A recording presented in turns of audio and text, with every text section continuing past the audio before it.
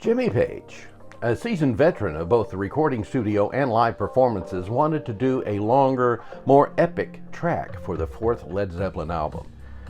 Stairway to Heaven has been called the greatest rock anthem ever recorded, but it was actually almost 2 years after release before it emerged into the stratosphere of rock song fame from the obscurity of being buried in the Led Zeppelin IV album.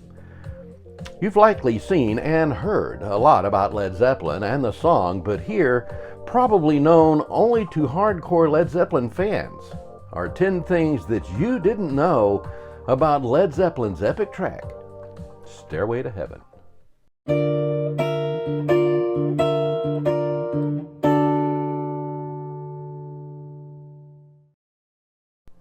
Number 10. The initial reaction to the song when it was first played in concert was lukewarm. Before it became a blockbuster rock anthem, Led Zeppelin played the song at concerts in 1971. Bassist and keyboardist John Paul Jones has said that the song's first performance at Ulster Hall in Belfast in March 1971, quote, won no plaudit from the crowd, unquote, and also recalled, and I quote again, they were all bored to tears waiting to hear something they knew, like Whole Lotta Love, unquote. However, it is said that one can hear a positive response from the audience in bootleg recordings of that show, and also Jimmy Page recalled that there were a significant number of people giving it a standing ovation in an August 1971 concert at the Forum in Los Angeles that predated its release, which was remarkable since it was a sure bet that no one in the audience had ever heard the piece until then. Number 9. Robert Plant came to dislike the song. You can't blame him for feeling this way, but by 1975 the song was being played as the finale of every Led Zeppelin concert and was beginning to feel a bit stale. By the time the concert tour of the United States in 1977 was completed, Plant was completely burned out on Stairway to Heaven, saying, "There's only so many times you can sing it and mean it. It just became sanctimonious," unquote. He got to the point in the 80s where he refused to sing it at all, and he even donated $1,000 to a radio station in Portland, Oregon that was running a promotion, stating that if they got enough donations, they would quit playing Stairway to Heaven. Number 8. Jimmy used a cassette tape of idea snippets to assemble the final composition. Jimmy Page would work on the song on an 8-track studio he had installed in his boathouse, trying out different sections on the guitar. But although he had a general framework for how he wanted the piece to go together, whenever Jimmy got an idea for a part of the song, he would record the snippet on a cassette player. It was those snippets that he used as ideas for creating the pieces of the song. Number 7. It wasn't recorded nor mixed in a single studio. The band worked on Stairway to Heaven at Island Record Studios in London and also in a Rolling Stones-owned mobile studio parked at the workhouse-turned-hotel called Headley Grange in Hampshire, England, where the band frequently went to get dedicated creative time for new songs. As a matter of fact, the drum kit was frequently set up and recorded on the lower floor of that facility because the natural reverberation of the space with a very high ceiling worked well with drums. Jimmy Page's guitar solo was then recorded back at Island Record Studio in London. The final mix for the song and for the Led Zeppelin IV album was originally done at Sunset Sound in Los Angeles. However, upon hearing the playback of that mix at Olympic Studios in London, Jimmy Page decided to remix the album and the song himself, and that is the mix that's used on the album. Number 6. The opening arpeggio was so similar to a song by the group Spirit that a plagiarism dispute was in the courts for 4 years.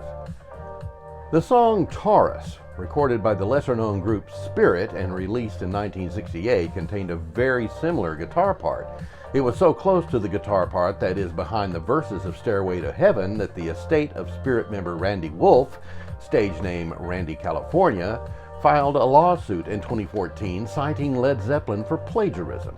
For what it's worth, Led Zeppelin was the opening act for Spirit on a U.S. tour in 1968, but still, Page testified in 2016 in Los Angeles that he had not heard Taurus when he wrote Stairway to Heaven. The dispute was settled in 2016, but then revived in 2018 on appeal, and a ruling in 2020 finally found in Led Zeppelin's favor. So whether Jimmy ever heard the song Taurus or not, Stairway to Heaven still belongs exclusively to Led Zeppelin. Number 5. The Led Zeppelin IV album became the distribution of the Stairway to Heaven single that never was. For artistic and to at least some degree marketing reasons, and against the wishes of Atlantic Records, by the way, Led Zeppelin refused to permit general public distribution of a Stairway to Heaven single, although a full length of 7 minutes and 55 seconds promotional single was distributed to radio stations only. This resulted in people buying the album just to get a copy of the song, which likely inflated album sales beyond that which would have happened if a single had been distributed. For whatever reason, though, the officially untitled but assumed as Led Zeppelin IV album stands as Led Zeppelin's best-selling album, and with over 37 million copies shipped worldwide, it is also one of the best-selling albums in the U.S., and of all time in general, exceeding by some 5 million copies the global sales of the Beatles' Sgt. Pepper album. Number 4. Jimmy Page didn't record it with either a Gibson double neck or likely not a Marshall amplifier either. If you saw this piece performed live after 1971, you saw Jimmy Page using a double neck guitar and playing it through a pair of Marshall 100 amps. The guitar was a Gibson EDS 1275, a customized version of a Gibson SG, having a 12-string neck and a 6-string neck on the same instrument. This allowed quick changes between the two virtual instruments in a concert setting. Having seen him on stage with the double neck and a Marshall stack, it's quite natural to assume that that is the rig that he used for the recording, but it is not. As an aside, while we're discussing guitars, there's no evidence that Jimmy played his Gibson Les Paul at any point on that song either. In the studio, Page used a Harmony Sovereign H1260 6-string acoustic guitar, a Vox Phantom 12-string, a Fender Electric 12, and his Fender Telecaster. The extended guitar solo in the song's final section played for the recording on the same 1959 Fender Telecaster given to Page by Jeff Beck, and an instrument that he used extensively with the Yardbirds, was reportedly plugged into a Supro 1690T Coronado amplifier, and there are photos of him using that amp in other sessions, although in an interview he gave to Guitar World magazine, Page said, quote, "It could have been a Marshall, but I can't remember," unquote. Page recorded 3 different solos, unsure about which one to keep, and all indications are that the last take is the one that he used on the recording. Number 3. It has sold a record amount of sheet music. Not only is it the most played and requested song in the history of American FM radio, but it has sold more than 1 million sheet music units. More sheet music than any other rock song, ever. Number 2. The guy on the album with the straw on his back was a real guy from the 1890s. Many folks think that the cover of the album was an intricate painting or a colorized drawing, but the New York Times reported in 2023 that a researcher and Led Zeppelin fan named Brian Edwards had identified the man. The album cover was made from an original 1892 framed photograph that was discovered in an antique shop, and that print had been long lost over the decades since the album was created. Brian found a small print of that same photograph in a photo album that was put up for auction in 2023, and that's how he discovered that the man on the cover was a roof thatcher named Lot Long from rural Wiltshire, England.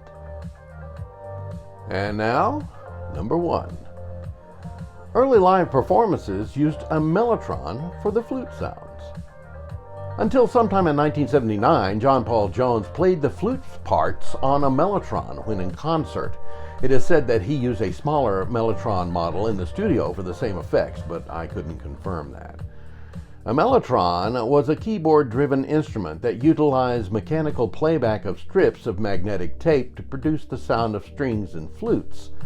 The instrument was also used extensively by the Moody Blues keyboardist Mike Pinder, who introduced it to the Beatles, who subsequently bought 4 of the things and then famously used one of them on the opening of Strawberry Fields Forever.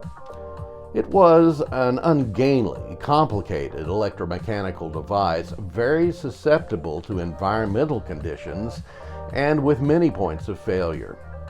While I could find no documented failures occurring during Led Zeppelin shows, there is an incident logged during a Moody Blues show when the device malfunctioned and spewed magnetic tape onto the stage in a pile. They say that Pinder had it up and running in 20 minutes. Led Zeppelin gained a reputation for producing eclectic and many times very complicated songs.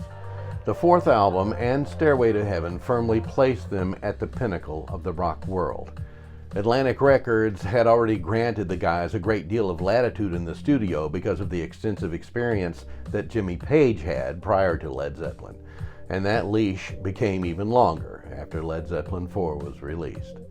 They had other hits and cult favorites, of course, but nothing touched the widespread notoriety of Stairway to Heaven. Whether one liked it or not, the impact that it had on rock music from that point forward can't be denied.